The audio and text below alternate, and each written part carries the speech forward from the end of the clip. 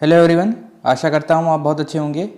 UP BEd 2023 के लिए प्रवेश परीक्षा जो होने वाली है उसकी संपूर्ण तैयारी हमारे चैनल पर चल रही है। हमारे चैनल को सब्सक्राइब कर लीजिए जिससे आपको जो भी वीडियो आती है उसकी नोटिफिकेशन सबसे पहले मिल जाए। ठीक है, साथ ही साथ आप हमारे टेलीग्राम चैनल को भी ज्वाइन कर सकते हैं और अगर आपको पिछले 12 वर्ष के हल प्रश्न पत्र चाहिए तो उसको भी ज़रूर से हमारे डिस्क्रिप्शन बॉक्स से देख लीजिए। ठीक है, चलिए आज हम लोग प्रश्न करेंगे। तो आपको क्या करना है, कमेंट बॉक्स में उत्तर उसके देने हैं। प्रश्न के जैसे भी उत्तर हैं आपको सोच समझ के उत्तर देने हैं। ठीक है, चलिए पहला प्रश्न क्या है आपका, भगत सिंह का स्मारक कहाँ स्थित है? ए फिरोजपुर में, बी अमृतसर में, सी लुधियाना में, डी गुरुदासपुर में। उत्तर दीजिए, जल्दी जल्दी उत्तर दीजिएगा, समय कम है। ठीक है, पेपर में भी आपको सोच समझ के प्रश्न पढ़ना है और उत्तर तुरंत देना है। तो भगत सिंह का स्मारक कहाँ स्थित है? भगत सिंह का स्मारक जो है वो आपका फिरोजपुर में स्थित है। ठीक है, तो भगत सिंह, राजगुरु और सुखदेव को लाहौर में ब्रिटिश सरकार द्वारा 23 मार्च 1931 को फांसी दी गई थी। भगत सिंह का स्मारक फिरोजपुर सतलज नदी के तट पर बना है। ठीक, आगे बढ़ते हैं। लेसेज फेयर अर्थव्यवस्था में ए सभी वस्तुओं के उत्पादन के बारे में सही निर्णय उपभोक्ता लेते हैं, बी बाजार में मांग और आपूर्ति बलों के मुक्त रूप से काम करने में सरकार हस्तक्षेप नहीं करती है, सी विभिन्न उत्पादित वस्तुओं की कीमत निर्धारित करने के सभी निर्णय निजी क्षेत्र लेता है, डी उत्पादन के सभी कारकों के आवंटन को सरकार नियंत्रित करती है। उत्तर दीजिए, लेसेज फेयर अर्थव्यवस्था।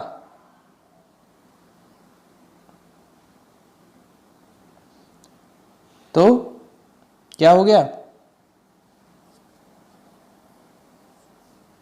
यहाँ जो है लेसेज फेयर जो अर्थव्यवस्था होती है उसमें सरकार का हस्तक्षेप नहीं पाया जाता। तो बाजार में मांग आपूर्ति के बलों के मुक्त रूप से सरकार से काम करने सरकार हस्तक्षेप नहीं करती है। ठीक, चलिए आगे बढ़ते हैं।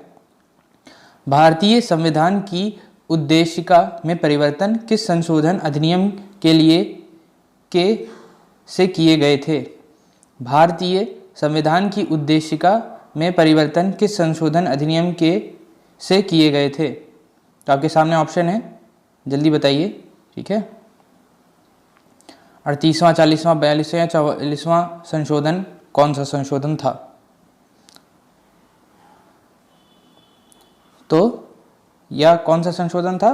42वां संशोधन 1976 इमरजेंसी के दौरान था। ठीक है, तो भारतीय संविधान की उद्देशिका प्रस्तावना 42वें संशोधन के नियम संशोधन जो हुआ था उसमें आपका संपूर्ण प्रभुत्व संपन्न लोकतांत्रात्मक पंथ निरपेक्ष समाजवादी शब्द जोड़े गए थे। ठीक है, ध्यान रखिएगा। चलिए आगे बढ़ते हैं। निम्नलिखित में से कौन सा एक मुगल सम्राट द्वारा नियुक्त बंगाल का अंतिम सूबेदार था? ए सरफराज खान, बी मुर्शिद कुली खान, सी अलीवर्दी खान, डी शाहदुद्दीन मोहम्मद खान। इनमें से कौन एक मुगल सम्राट द्वारा नियुक्त बंगाल का अंतिम सूबेदार था? उत्तर दीजिए।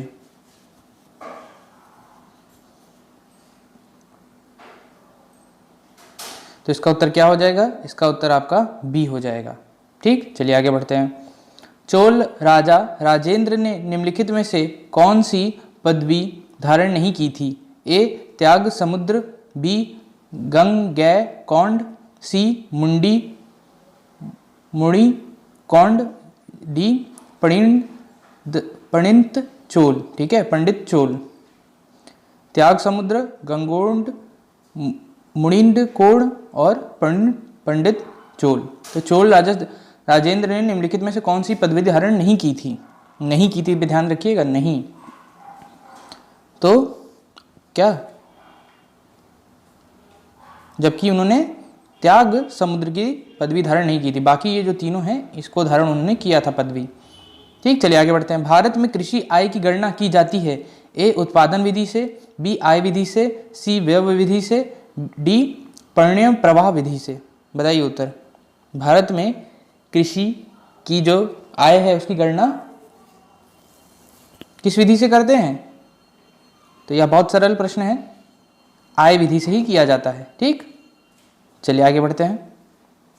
भारत का राष्ट्रपति चुना जाता है ए संसद के दोनों सदनों के सदस्यों द्वारा, बी संसद के दोनों सदनों और राज्य विधानमंडलों के सदस्यों द्वारा, सी संसद के दोनों सदनों और राज्य विधानसभाओं के सदस्यों द्वारा, डी संसद के दोनों सदनों के निर्वाचित सदस्यों और राज्य विधानसभाओं के निर्वाचित सदस्यों द्वारा।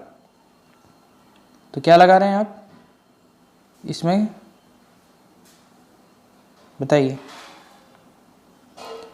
मेरे हिसाब से बहुत सरल प्रश्न है ये, ध्यान रखिएगा। अनुच्छेद के अनुसार राष्ट्रपति के चुनाव में संसद के दोनों सदनों के निर्वाचित सदस्य, राज्य विधानसभाओं के निर्वाचित सदस्य एवं केंद्र शासित प्रदेश दिल्ली और पुडुचेरी विधानसभाओं के निर्वाचित सदस्य शामिल रहते हैं। तो इसमें आपका क्या हो जाएगा, आपका सारे मतलब क्या, संसद के दोनों सदन तो ही हैं, मतलब ये तो ही होगा। संसद के दोनों सदनों और राज्य विधानसभाओं, ये भी है। संसद के दोनों सदनों और राज्य विधानसभाओं के सदस्य, तो ये तो विधानमंडल का नहीं, ध्यान रखिएगा, विधानमंडल वाला नहीं है, विधानसभा वाला, ठीक है, ये वाला भी रहेगा। और संसद के दोनों सदनों के निर्वाचित सदस्यों और विधानसभाओं से निर्वाचित सदस्यों से, ठीक। तो इसमें जो आपका ऑप्शन होगा, दोनों सदन का भी है, राज्य विधानसभाओं का भी है, ये भी ध्यान रखिएगा।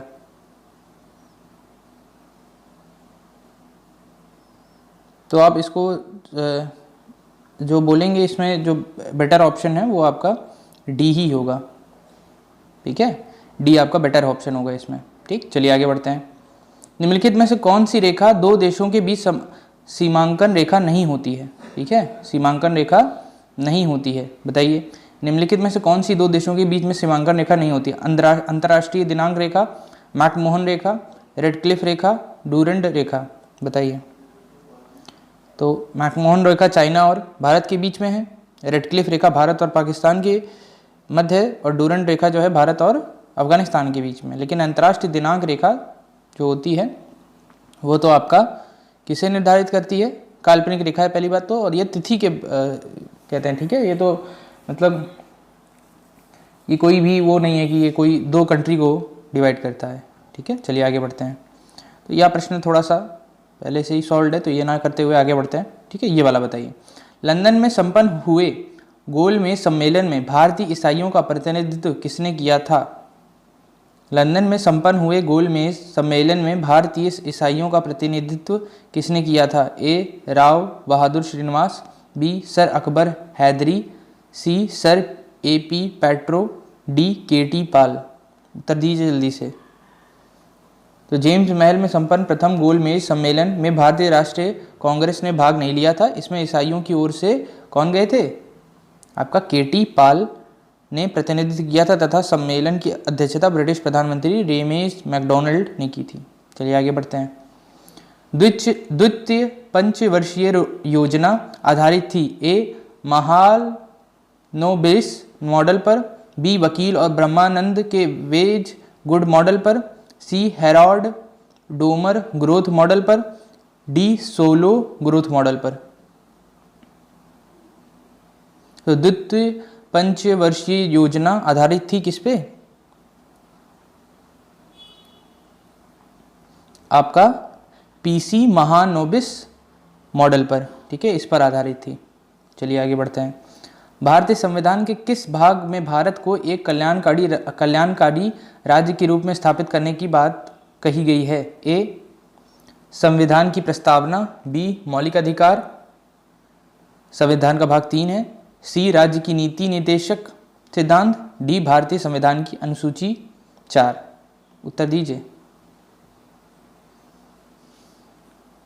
क्या उत्तर हो जाएगा? इसका उत्तर है आपका भारतीय संविधान की के भाग 4 में राज्य की नीति सिद्धांत के उल्लेख किया गया, जिसमें भारत का एक कल्याणकारी राज्य के रूप में स्थापित किया। नीति निर्देशक सिद्धांत आयरलैंड के संविधान से लिया गया है, ठीक है।